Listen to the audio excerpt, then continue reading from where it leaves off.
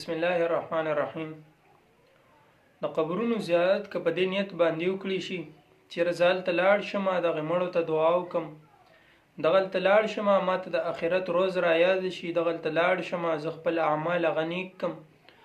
ځکه ما ذهن ته به دا خبره راشي چې دغه خلک هغوی څه وخت کې په دې دنیا کې موجود و، هغوی څه وخت کې په دې دنیا کې زندګي تېره کړې ده او نن زموږ په منځ کې موجود نه دي، نن وفات شوي دي، نن تللی دي په قبرونو کې پراته دي.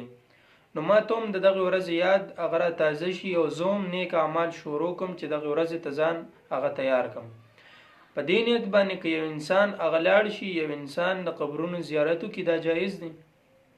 بل طرف ته په دې نیت باندې یو سړی لاړ شي چې دی هغلته د قبرونو والا نسان له څه غواړي، دی د قبرونو والا په دې نیت ځي چې دی زموږ حاجات هغه پوره کولی شي، په دې صورت کې د ده تلل هغه جایز نه دي.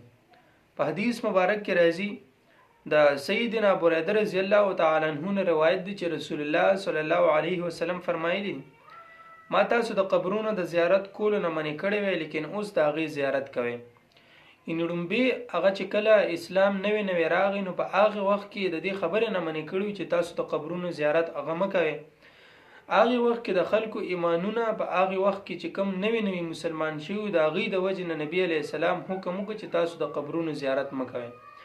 بیا وروسته چې هر کله اسلام هغه یو منظم شو، قوم هغه منظم شو، هغې نه وروسته نبي علیه السلام بیا حکم وکړ چې تاسو که اوس زیارت د قبرونو کوئ په دې نیت باندې چې هغې ته دعاګانې کوئ، په دې نیت باندې چې د هغې دپاره دعاګانې غواړئ، په دې نیت باندې چې تاسو د آخرت یاد را تازه شي او هلته اوس ځئ، نو دا ستاسو دپاره جایز ده.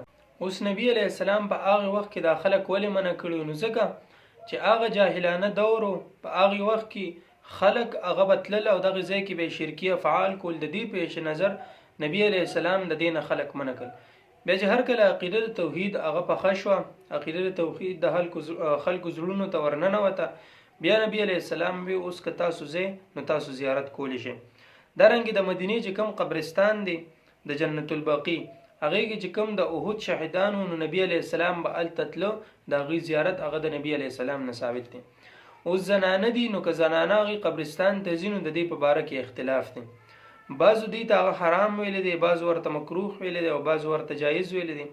په حنفي فقه کې د دې مخالفت هغه شوی دی، نو دې کې هغه دغه مختلف را دي.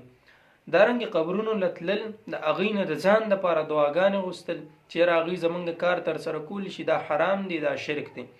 دارنګې قبرونو له تلل، په قبرونو باندې جنډې لګول، په قبرونو باندې عرسونه کول، په قبرونو باندې ډیوې بلول، دا ټول هغه په ګناه کې راځي، دا جایز نه دی.